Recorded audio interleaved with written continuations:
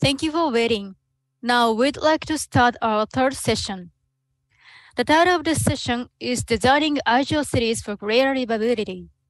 The session will be moderated by Mr. Christopher Pablo from World Bank. As a keynote speaker and a panelist, we have Mr. Alfonso Vergara from Whiteboard Center Advisor, Ms. Kari Budding, vendor from World Bank, Mr. Shinken Sakawa from Yokohama MINATO MIRAI 21, Mr. Alan Tan from JTC Corporation Singapore. At this moment, I'd like to pass the mic to the session moderator. Mr. Pablo, please start the session.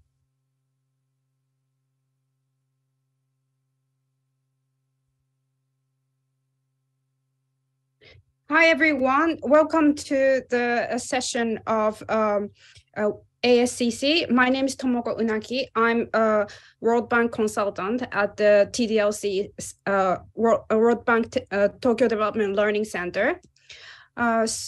Today, I would like to invite several outstanding speakers, and I would like to congratulate the city of Yokohama for organizing this event for the 11th year running, and thanks for letting us moderate this session. So this session aims to introduce domestic and international approaches and example on ways to design agile cities that is responsive to the local needs for greater livability. So today we have speakers who will showcase the tools that are applied and have contributed to the new services provisioned by cities. The session will provide lessons learned and key recommendations from case studies. So without further ado, now let's start the presentation by introducing the first speaker, Mr. Alfonso Vergara, Special Advisor to Whiteboard Center, as well as the founder and honorary president of Foundation Metropoli. Alfonso is the former president of International Society of City and Regional Planners, whose member exists more than 70 countries. So he's fellow and trustee of the Eisenhower Fellowship. Mr. Vergara has been honorary consul general of Singapore in Madrid since 2005. So this session is pre-recorded, so I hope you enjoyed the video.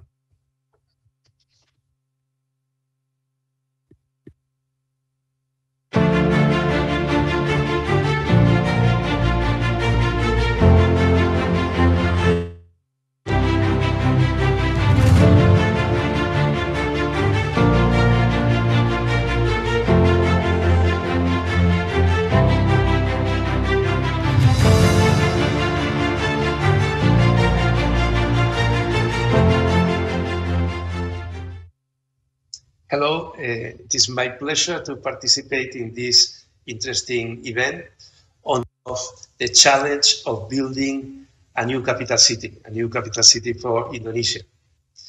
I would like to share with you the experience of Fundación Metropoli and the work and the research we have been doing in relation with this important challenge of Indonesia. Fundación Metropoli is an international center in innovation in cities and regions. This is the EcoBox, the headquarters of Fundación Metropoli in Madrid. We have an alliance of collaboration with UN Habitat and with the World Tourism Organization for the practical implementation of the Sustainable Development Goals. This is important because we have been applying this Sustainable Development Goal to our vision for the future of the capital city.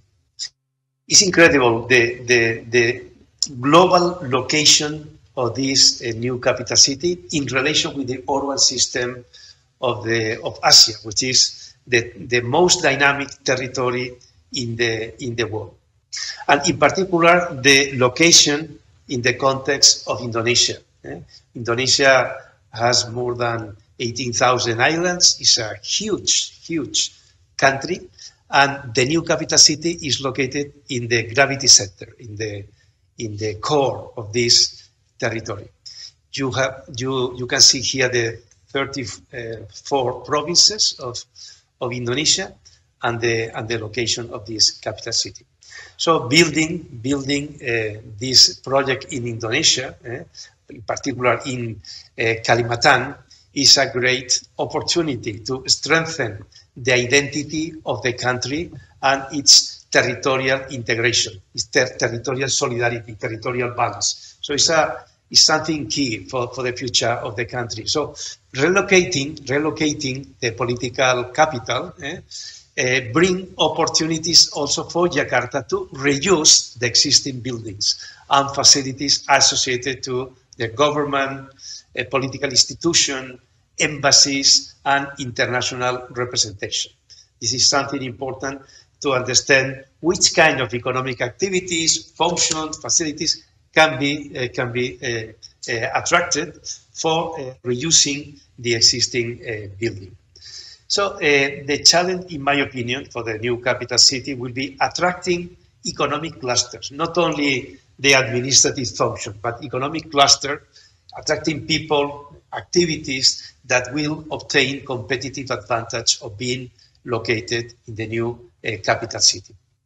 We analyzed the territory, particularly the topography, the coastal line, the rivers, and the use of this territory, the human intensity that we can show through this light intensity that show the human activities in the area. You see here the hydrology of the place and the urban systems. It is important to consider the existing infrastructure like the ports, the airports, and the land use where you have agricultural zones, very attractive, forests, mining, deteriorated territory, mining, and also urban areas that are in white color in this image. This territory, you can see, are the territory that own the government for the implementation of the new capital city. For me, the dialogue between this territory and Samarinda, Balikpapan, and the rest of cities and villages is fundamental. We have two main nodes existing, Samarinda and Balikpapan, and you see the location of the land of the government that can be used for this development. We call a polycentric structure, we call territorial diamond, the new capital city territorial diamond as the way of approaching this challenge. I would like to suggest some ideas for the orientation of this important project for Indonesia.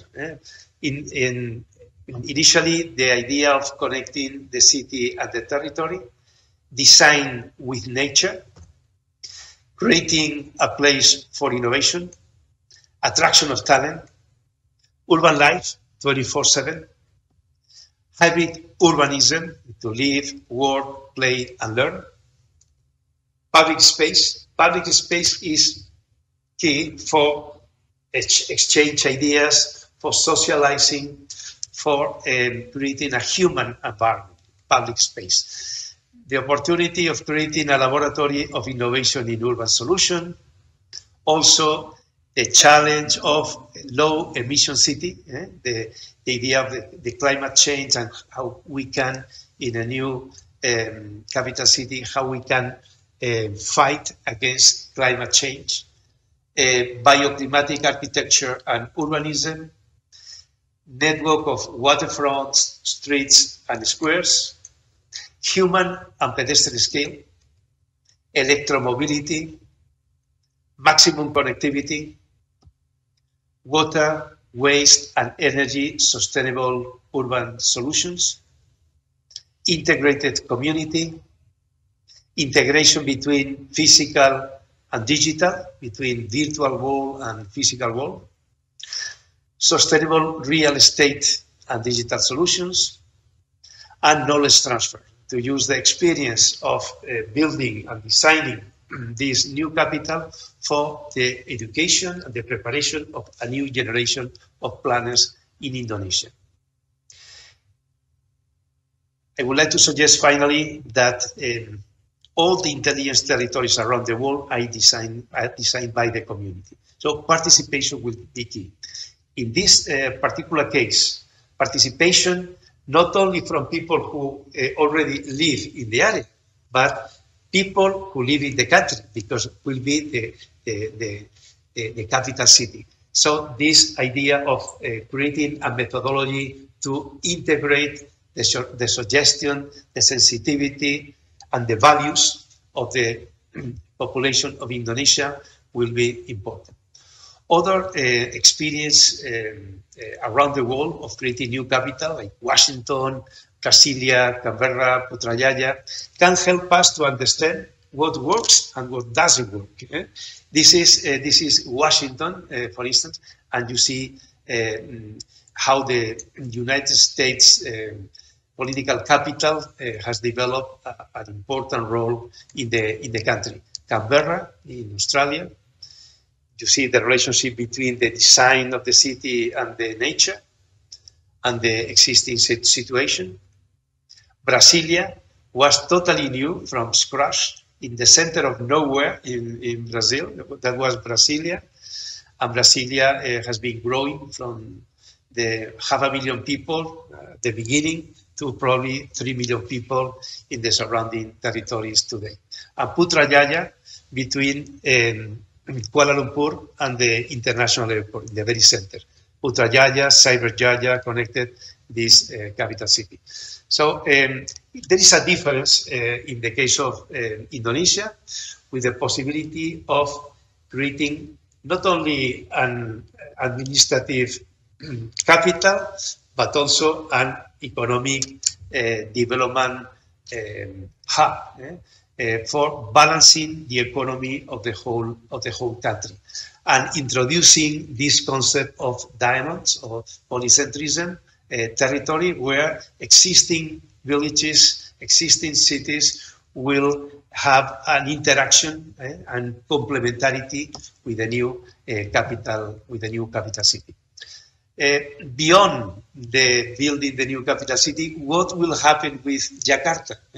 Jakarta, in my opinion, is not the problem. Jakarta is the opportunity of Indonesia to show the world the capacity of the country to face the challenges of our generation, like the fighting against climate change, the progressive improvement of governance, and the use of digital technology to substantially improve the efficiency of urban services.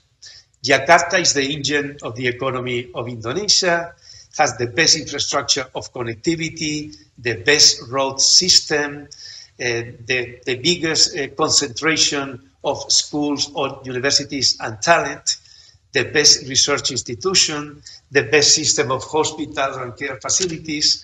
And Jakarta is, without doubt, is #1 of the country in foreign direct investment. Is the biggest concentration of multinational companies. Jakarta is the richest offer of cultural, leisure, and events in Indonesia, and also the biggest capacity to educate, attract, and retain talent. So, in my opinion, Jakarta is not the problem, it's the opportunity. But we need to reinvent Jakarta.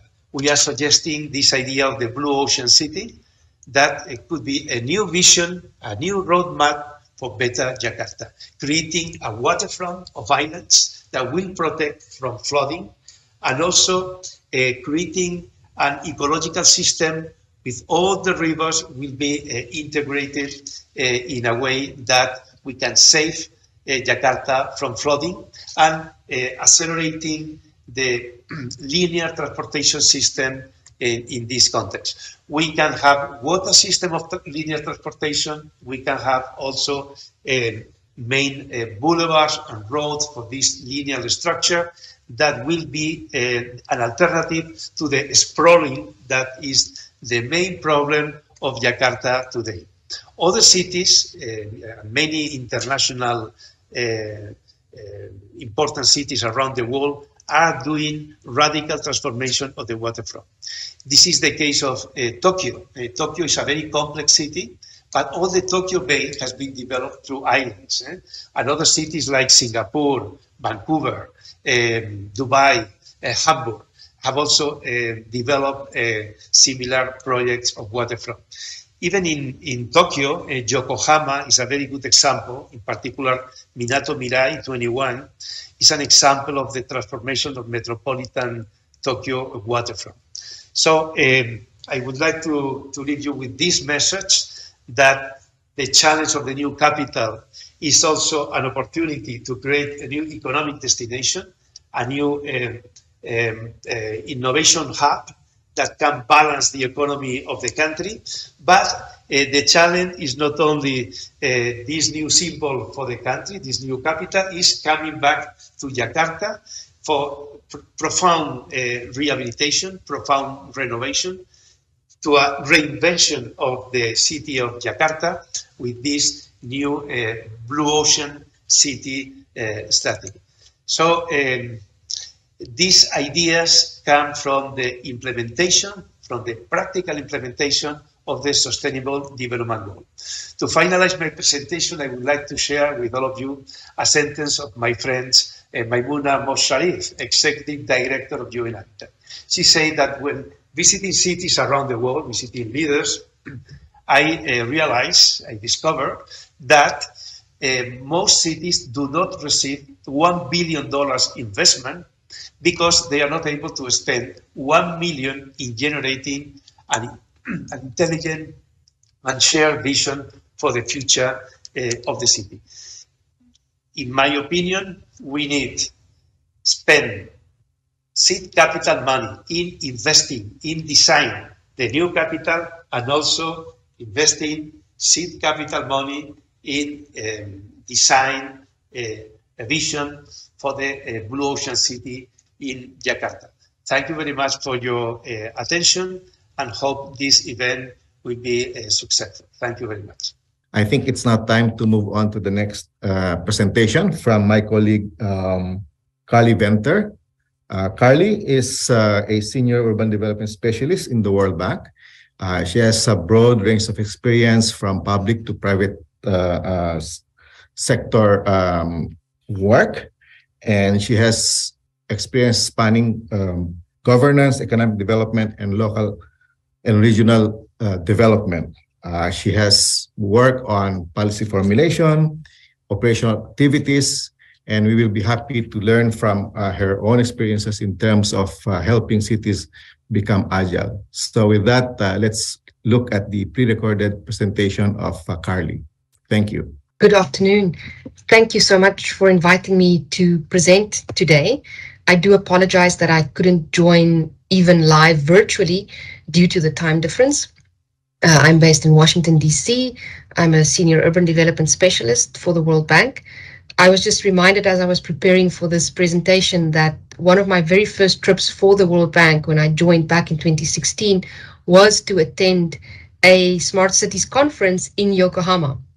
So the topic and the location is very close to my heart, and I really hope that we could be back in future and I could make it back there in person as well in future. I believe we are discussing today the issue of livability and attracting people and attractiveness to smart cities. And I was asked to present some of the work we've recently done around sustainable cities in the European Union. And I think the first point to make is that I think when we talk about these words, agile, livability, smart, these to me are all components of sustainable cities. The reason we started this work is one of these numbers at the bottom right of your screen is this issue that although there's broad agreement on sustainability goals and that sustainable cities are important, we're really not seeing cities change their action plans yet to really strongly reflect sustainable models. I also wanted to just make a point around language and the terminology that we use in the green blocks.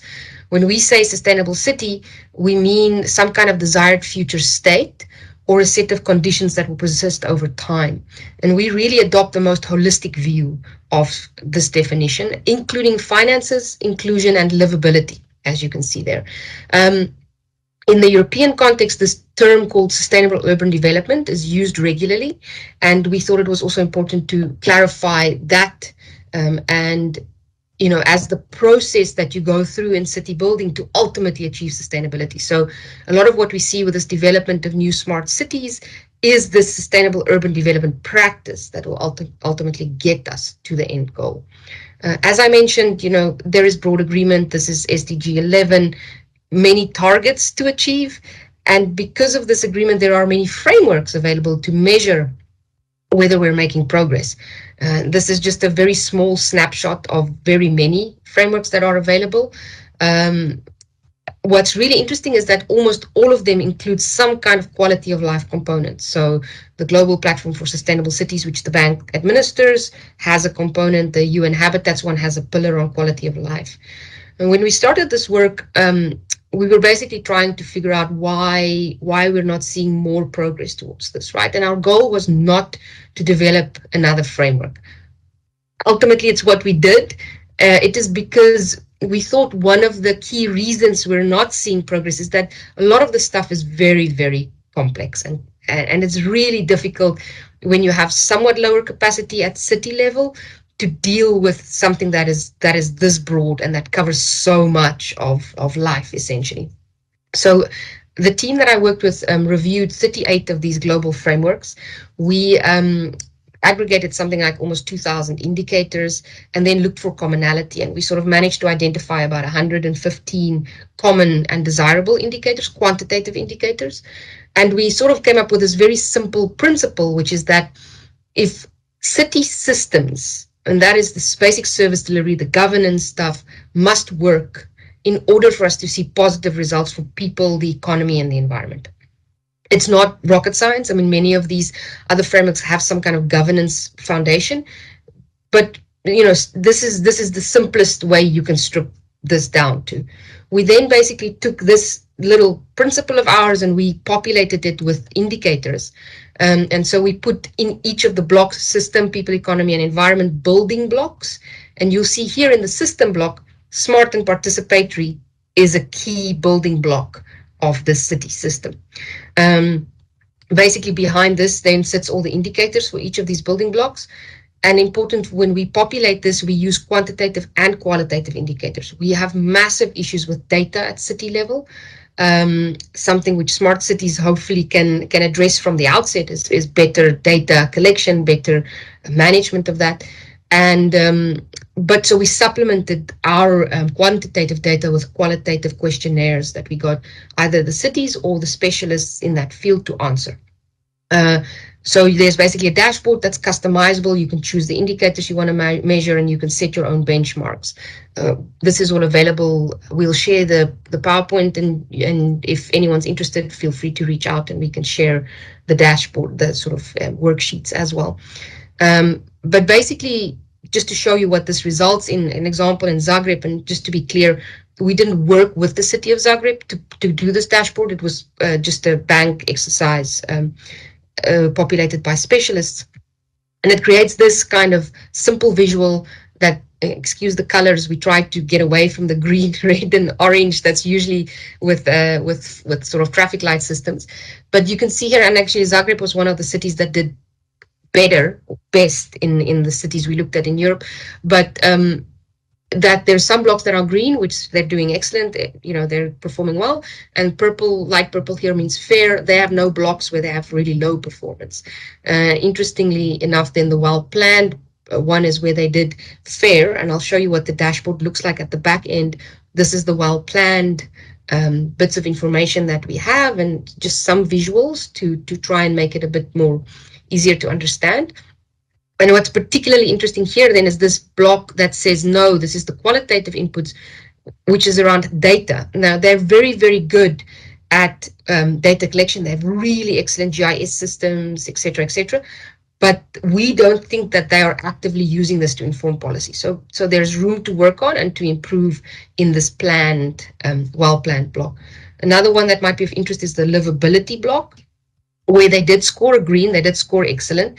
And what I wanted to show here is that the majority, a lot of what we put in here is satisfaction survey data. The European Commission has this really nice regular survey that they run with urban residents to determine their satisfaction with city living. And so what I'm trying to show you here is that there are other data sets and tools and stuff available, and we just pull it into our simplified dashboard. This is Zagreb's results on this quality of life survey. They have a very nice dashboard where you can see all the cities' performance over time, and then this radial graph that shows you their performance. And you can see some are really low, like local public administration. They're scoring really badly, but there's a few here on public transport where they're not doing too badly. Actually, they're doing better than the sort of average in Europe.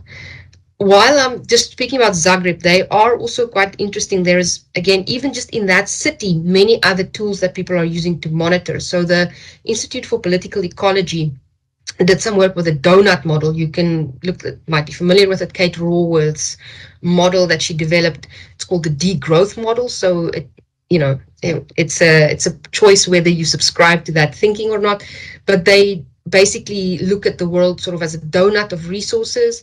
If we consume outside of the donut, we're over consuming and it's not sustainable. If we're consuming inside the donut, there's usually things like poverty and exclusion. And they basically adopted her model to Croatia firstly, and then they ran that model for 4 cities in Croatia, Zagreb being one of them. And this is the results. I won't go into it, but just to point again, on the right-hand side, they have also a well-being component, and they have, again, a perception in there about well-being and health, etc. So just another example of a model. We haven't incorporated this data yet in our work with Zagreb, but there's talks about this and an example of where we can harvest more information to stick into our model. So just a few concluding remarks. I think for me, if you're pursuing sustainable goals, that is a smart thing to do, and we can use smart to be more sustainable. So I think these things hang very closely together. There are many tools, and you can pick one, and they're often freely available, but comparisons are very difficult. So trying to make comparisons between countries is particularly difficult because of data issues. Within country is somewhat simpler, but we try to get away from types of things that says this is the smartest city in a region. It's very difficult to make those claims, or the most sustainable city in a region. And my final thought, there many of the new smart city developments I've seen are heavily focused on sustainability and livability. I mean, this is the selling point. It's nicer for people to live there than elsewhere. And I think we really need to work hard to try and extract lessons from these newer cities into our existing, or call it old cities, because this issue of quality of life is becoming increasingly important as people become more and more mobile. So I think there is certainly a lot of learning to be done from new cities back to existing and old cities. And I will stop there, and thank you very much for your time, and wishing you good luck with the rest of the event. Thank you very much.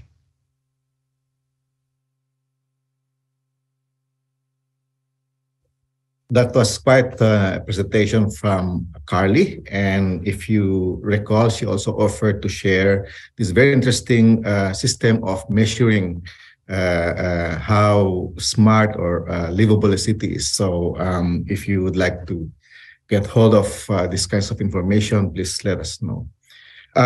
Let me introduce the next speaker for today, Mr. Shinken Sakawa, who is chairman of MINATO MIRAI 21. He is an expert in architecture and urban planning. He was formerly the chief engineer and the director of building bureau of the city of Yokohama. While the director of the building bureau, he was mainly engaged in urban planning, urban redevelopment, and revitalization of large-scale housing complexes, disaster prevention, environmental policy for the entire city of Yokohama.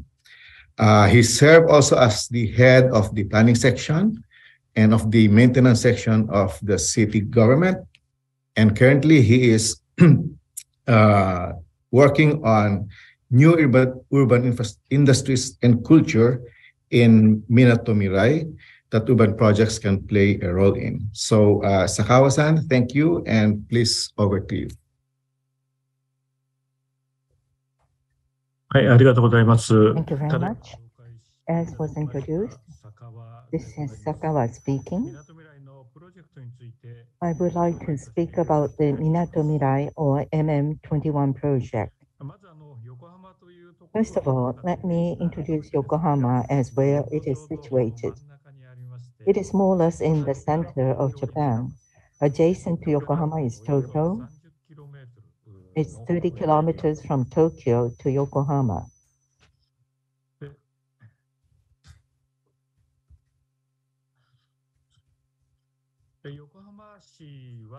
Yokohama City has 435 kilometers squared, a population of 3.75 million. It is close to Tokyo Haneda Airport, as well as popular tourist destinations like Kamakura, Enoshima, and Hakone, and Tokyo Disney Resort. The MINATO MIRAI 21 district, located in the center of Yokohama, is one of the most popular areas in Tokyo metropolitan area, attracting approximately 83.4 million visitors annually, thanks to its historic and waterfront landscape and concentration of various functions, including businesses, commercial, cultural, and MICE facilities, and it continues to grow as representative city of the Tokyo metropolitan area. This is the project. The area is 186 hectares. MM21 project started in 1983, 40 years ago. Before the construction began, 60% of the land was for shipbuilding and factories, and 40% was reclaimed land. 40 years have passed, and since then, the number of workers are 125,000 people. Number of business establishment, 1,850 companies, including headquarters of a major auto company. Number of visitors, 61.5 million people. And number of residents, 9,000. And the progress rate of the development in the district is 96%, including planned and those under construction. You see the nightlife of the MINATO MIRAI. And on the top right, you see the synthesized photo of MINATO MIRAI and the ukiyo-e painting. There are commercial facilities, hotels, exhibition halls, and universities and cruise ship terminals, in addition to businesses. In particular, there's a high concentration of advanced research and development facilities and art museums and music venues. No other area in the world has such a wide variety of facilities in such a large multi-layered concentration in a single area like MINATO MIRAI 21.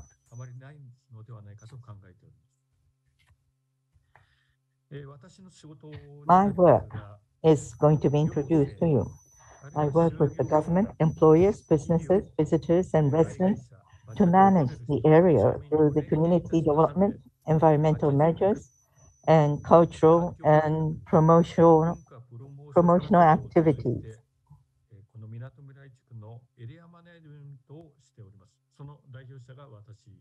And I serve as the chairman of this project. 40 years have passed since the construction began, and I have summarized what has taken place during that time. Once again, 40 years ago, it started as a project, and 96% has been completed. From the construction stage, I think we are in a full-fledged urban operation.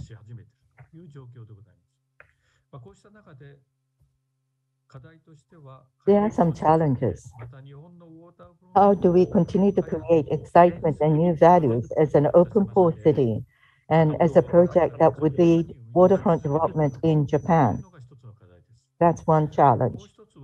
Another challenge is, as I said earlier, how can we create world-class concentration of diverse facility functions, diverse human resources, and diverse companies in a given area, which is unprecedented anywhere in the world? And how can this be linked to the sustainability and revitalization of the city? So we would like to create new type of culture in the city, which is to be connected with the businesses. Here, there are some efforts to do so. One is innovation, second is music court, third is art and museum, and fourth is 5G. Let me explain each one of them. I talked about the concentration of functions and advanced research and development centers for companies. This shows the innovation area. I do apologize, it's in Japanese, but you would see the different venture capitals and Nissan's head office and Isuzu and Murata Manufacturing. You see the major companies represented here. There aren't that many R&D facilities located in such an area in a concentrated manner.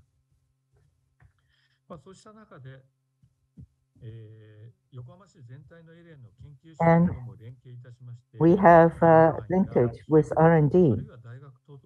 So together with universities and companies, we have the excellent collaboration as well as to encourage the startups so that there are many companies, like 100 of them. And we have created an organization a year ago, that is.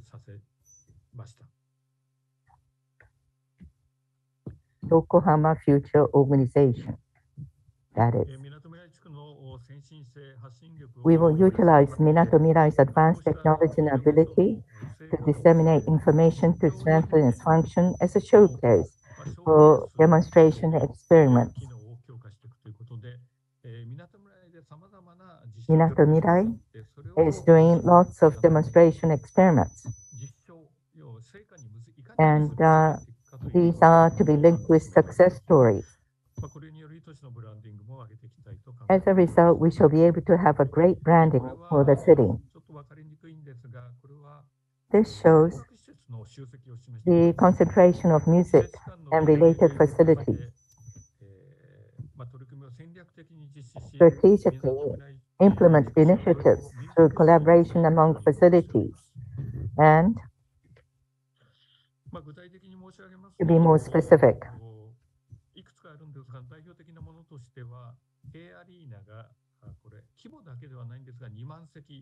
there are 20,000 seats in total at K Arena. Minato Mirai Hall has 2,000 seats. There's a place called Pia Arena, which has more than 12,000 seats. I would say that this is number one in the number of seats available for music-related facilities in Japan. In addition, there are different diversity in the genres. And as was said earlier, there's concentration of various functions, transportation, and waterfront. These are the very backbone of Minato Mirai 21.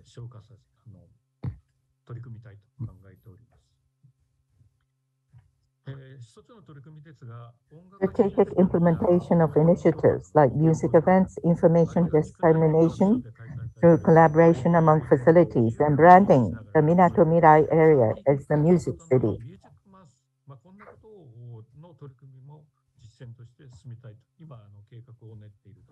So this is a plan that we have at the moment. I do apologize, this is in Japanese. You see where the arts and museum are located, which are concentrated in Minato Mirai. There is the Yokohama City Museum. Tanzo Kenzo was the one who designed the building. And there are different kinds of museums and art-related facilities concentrated. There is the Rail Museum, Science and Technology Museum. These are some of the photographs. One is the rail model, Science and Technology Museum, and gallery, and the ship history, Automotive Advanced Technology Museum. These are concentrated.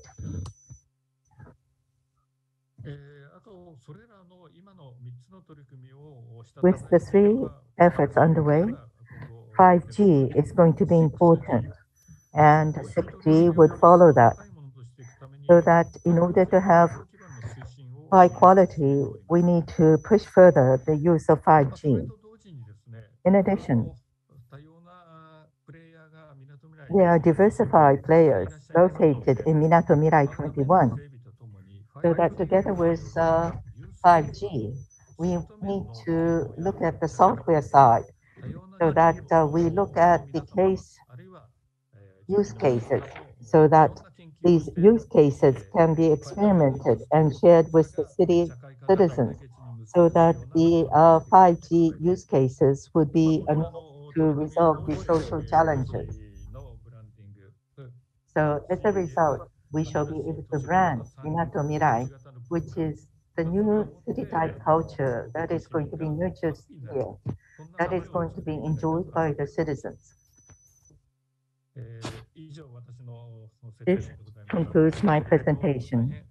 I thank you very much for your kind attention. Thank you very much, Sakawa-san. That was indeed a very rich presentation. And one can only wonder such progress since this project was introduced 40 years ago. So now let's move on to the next speaker. Let me introduce Mr. Alan Tang, the Senior Manager of JTC Corporation in Singapore.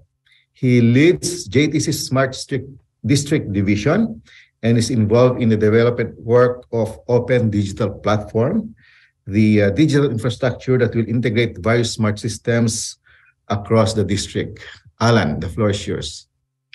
Thank you, Chris. First, I would like to thank the organizer for the Asia Smart City Conference. Thanks for the invitation.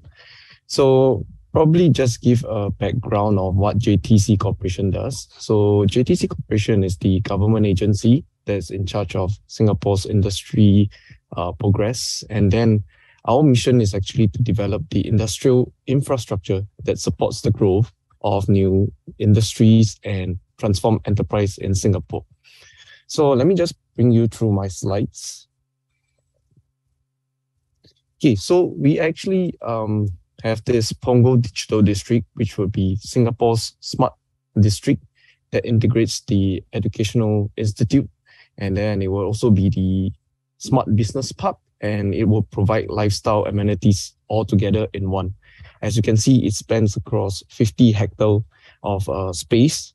And then what we intend to do is actually to attract high-tech companies and probably fintech companies to create 28,000 new jobs in this district, where we could actually allow collaboration between, we would be able to encourage collaboration between the educational institutes and as well as the industry partners. So, and in this part of the, it's the east side of Singapore, and then for the educational institute, there would be house about 12,000 students.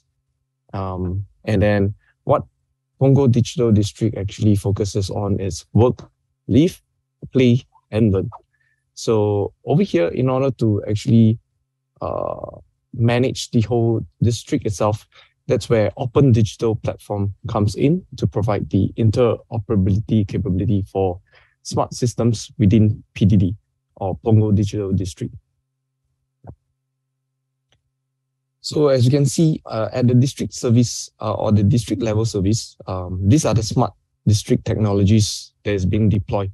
But you can note that usually they go in pretty silo, or what we know as they just do a standalone. For example, smart lightings doesn't work with smart toilets, or the smart wayfinder doesn't work with smart car parks, so on and so forth. And then all these smart technologies, actually, the aim is very simple. It's actually to bring convenience. But then when they work silo, it doesn't create convenience. So that's where Open Digital Platform would allow the convenience as well as the security for the tenants and the visitors, that hence would actually improve their quality of life. So when we develop a smart district, it's about integrating the physical and the digital infrastructure. So in the past, purely it's all about physical infra. Then later on, that's where your digital infra comes in. There are challenges that in the brownfield, integrating brownfield with current technology, that poses some challenges. But with PDD, actually, the opportunity to build a district level platform allows us to connect to multiple different systems, product, services, or application alongside with the physical development. So we do it concurrently. And then we will apply these lessons learned into our product, and then we'll actually implement it in Punggol Digital District. So as you can see, in the past, one-off, we have developed that as a business district, but it's short form of the digital infra. And then if you look at the second image, which is Punggol Digital District, that will be ready in 2024, that would actually be the physical and digital infrastructure. Then those learning lessons will actually lead towards Jurong Innovation District. There's a 600 hectare, and then also the Jurong Lake District. That's a potential of a 360 hectare development work. So the challenges in smart district development, as you can see, I think previous speaker, Carl, actually highlighted, it's what they can only take is qualitative, not quantitative. And what we face here is unstructured data, difficult to correlate data, because there's multiple providers, there's multiple system integrators. And then when it comes to integration and implementation costs, companies actually charge high fee for opening up their protocol, which is pretty much proprietary. And then you look at it, it's also difficult in terms of sense making and operation when each system are working in their own manner, and there's no sharing of data, there's no normalizing of data. So that makes things a lot difficult when it comes to building a smart district. So the concept of Open Digital Platform here is where we come in as the core service platform, as well as the integration platform that allows vertical systems, as you can see right at the middle. The vertical systems are your smart grids, facial, district cooling, smart facilities, estate app, future systems. All this, they don't share the same. But when it comes to ODP, the information will be actually shared across, and system to system would be able to talk to each other. In some way, we would even say that the system and system would be able to collaborate. So ODP here as a digital twin, in fact, in the past, everything was built first, then you develop your 3D model, you develop your BIM model. But right now, when we talk about digital twin, we need to have them built concurrently. So when you have the BIM model, then you reflect into your real world, having the same pipes, but in a digital form. And with that, then you would actually be able to make sense of the data gotten. So currently, ODP integrates with sensors and operation data for live monitoring and control. And we are developing more capabilities in the form of artificial intelligence and machine learning, as well as simulations to move towards a predictive and prescriptive analytics that can inform operation and management decision. So ODP develops as a smart district OS, which will ingest data from different sources, as I mentioned, from different systems that will be able to provide the data. And then we will overlay them together with a high degree of situation awareness, sense making, as well as the control and automation. So in order to maximize the interoperability of all the systems, what ODP uses is actually the Geospatial Information System, which is GIS, as well as the Building Information System or the Building Information Model, which is the BIM technology. And we also use common communication protocols, as well as open data schemas that would actually allow different systems to actually talk to each other in terms of data flow. And to enable by ODP, this allows the master developer to now be able to see systems talking to each other, able to control district or city level centrally via a C3 system, and then model and simulate for different operational situation via the digital twin. So this can actually give a predictive or preemptive measures before it actually happens. And then these are some of the things that we do. We actually have video analytics for security and utilization tracking. We can actually integrate that allows interoperability between district systems. And then we also can achieve sustainability. And as you can see at the bottom middle, where you can see high fidelity of GIS and BIM are used to visualize the district. So, and one of the use cases over here is where I guess in the past, robots work alone. And usually it comes about by saying that you have to make the robot, or you have to make the environment suitable for the robot. But in this case, we, for JTC Summit itself, is actually quite an old building, but then we integrate with the lifts and the various system such that the robot could actually take the lift as well as cross the turnstiles or the doors without even thinking, how am I supposed to interface directly? The robot will just talk to ODP in this case. So the benefit of having the Smart District OS is that you actually provide you will actually do benefit by having cost reduction in terms of maintenance and manpower. And then if you can see, it actually enhances productivity. And in this case, once you have that, like what Carl said, when you have more data, you can actually make more sense of it. And then to drive sustainability, you can actually implement more smart use cases. And with that, sustainability actually is all about resource optimization. If you can lower your energy consumption, you can make your seamless facility management. That actually contributes to sustainability. And in this case, ODP is actually a government-owned platform. And that means that there will not be any contractors or vendor lockdown. And this essentially means that the government could work with various contractors or partnerships with various private sectors. So probably I just share one video and that would be talk about how ODP is. I really thank you for this very interesting presentation. I see a way advanced program going on in that district for smart city. No? Yeah. So I'm very sorry, but we're running out of time. Again, thank you, Alan, for this presentation, and also to Nawasan. I think we have a few minutes left for some questions from the floor. I do have some questions, but I think it would be good to just throw in a question from the floor. And there's one, and I hope Alan and Sakawa-san can respond. No? Two parts. The question actually reads something like this. How the resource capacity restoration is mapped with new urban culture and lifestyle composition to ensure greater livability. That's one part. The other part is how awareness and public participation can converge for implementation.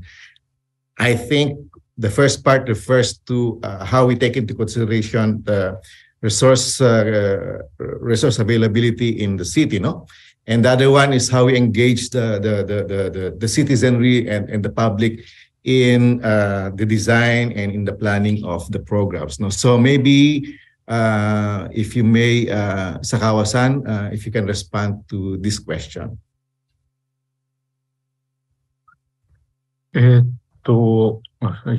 はい、ありがとうございます。Thank you for the question. Public-private partnership, or should I say collaboration with the citizens, is important. Every 2 years, we have a questionnaire to be answered in MINATO MIRAI district. There we ask questions about environment and how to create a better city. And at the same time, we have some committees so that we get to hear the needs of the citizens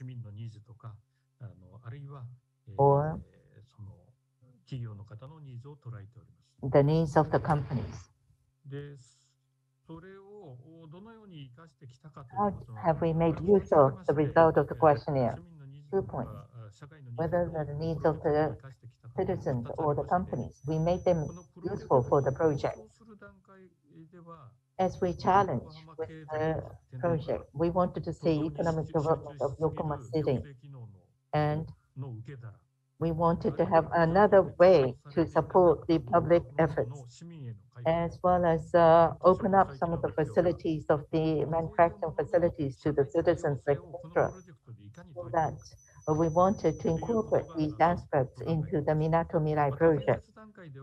At the time of construction, we were interested in city design, so that we had quite a bit of discussions from many people, so that we came up with the city creation agreement, which is voluntary plan. Here, whether it's the design of the buildings and facilities or the functionality, we had agreement with the people concerned, so that we were able to grasp the needs which were reflected in the project. Thank you. That completes my response. Thank you, Sakawa-san. Any reaction from you, Alan, on these 2 questions? Yeah, so with regards to Punggol Digital District, right? It is still currently building, but then, like we said, open digital platform doesn't mean that it must be on a district level. It can actually just be done on a building level, which currently we have it in JTC Summit, and we actually open up to various private sectors, for example, like robotics companies, to come in and collaborate with us and to build, like, for example, delivery systems, delivery of food. So if external robot comes in, they can actually interact with ODP, and it's actually, there are playbooks made available for private sectors to actually work with us. And in this case, for Punggol Digital District, right? In fact, to cater for like the response of citizens, we did gain knowledge, as previously I was saying, that on One North side, we gather informations, we gather all these comments, and that changes how Punggol Digital District is. So Punggol Digital District would then be subsequently having a car-like district implementation, where there is the whole area is designed such that it's only walkway, probably very less on cars. You even go down to like carbon spewing vehicles that should take a back seat from here, and then it's all about like taking bicycles, and you look at it sometimes. It also actually encourages people to take initiatives in terms of getting or having that initiatives to work towards sustainability in this case. And this case, for Punggol Digital District itself, there's also a train station that is directly built. So in fact, it actually makes so accessible that it reduces a lot of all these carbon footprints. So that's what JTC is also trying to do to contribute towards sustainability. And all this actually is made possible with the feedback of citizens, and the design is also pretty oriented towards citizens, which is why it's a live, you could say it's a work, a learn, and a play district meant for anybody to be there. Yeah. Thanks, Alan. I think maybe we can also explore this idea of how we engage the citizens in not just in the design, but in the evolution of the programs. As Alan mentioned, you get feedback from time to time, and you would, I guess, modify some of the elements of your program. No, in Sakawa-san's presentation response, he mentioned about a questionnaire. No, I guess that's also done periodically. But especially for me, this is quite an interesting point, because in places where we work with, I mean, the World Bank, we would certainly want the programs to be driven by the needs of the citizen. You know, and it's always difficult to have a common ground, and there will be competing demands and requirements.